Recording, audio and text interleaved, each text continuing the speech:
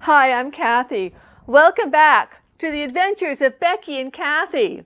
Today, we will read a story that epitomizes why this book is subtitled Living Blissfully Naive. And you're welcome to laugh at them, but not cruelly. Hopefully you will see a bit of yourself in these girls at a time when you too lived blissfully naive. The definition of bliss: complete happiness.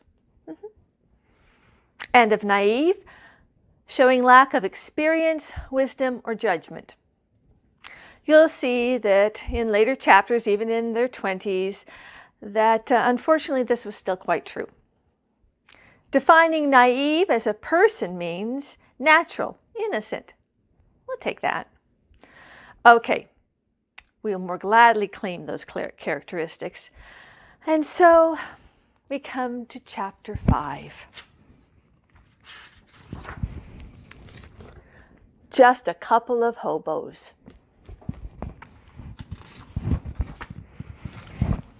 This story takes place in 5th grade.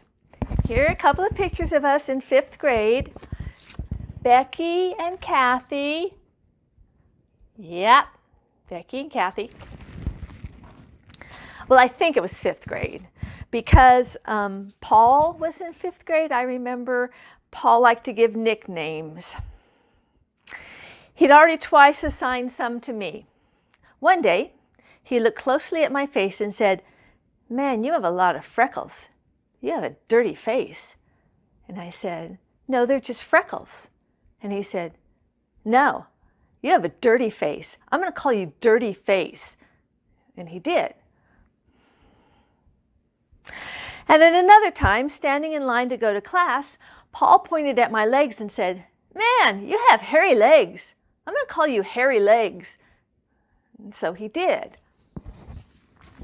On a side note, that was the day that my mother taught me how to shave my legs with a razor, to remove hair and to inadvertently rip skin off of my shin bones.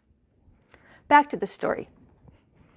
Becky and I had an after-school custom to meet on the gravel parking lot. We mostly talked about who we liked that day, who was our boyfriend that day. Of course, the boys never knew that they were our boyfriends. And then, of course, we would meet on the playground at recess. We would grab each other by the hand and run off to play. Little girls often hold hands. My 6-year-old granddaughter holds the hand of her best friend. But it was 5th grade. On that particular day, Paul saw us holding hands on the playground and yelled out, "Man, what a couple of hobos!" Only, as we didn't realize until years later, he had not really said, "Man, what a couple of hobos." So that day after school, in the gravel parking lot, we did not talk about who we liked that day. We examined each other to see why he thought we looked like hobos. We were not dirty. Our clothes were not torn. And so, we were perplexed. We were often perplexed. And one day, I'll tell you the story about how perplexed we were when we first heard the definition of the B word. Thank you for joining me for another story. I hope you'll come back again as we celebrate friendship.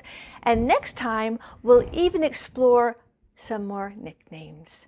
Come back, be a loyal friend. The blessings last a lifetime.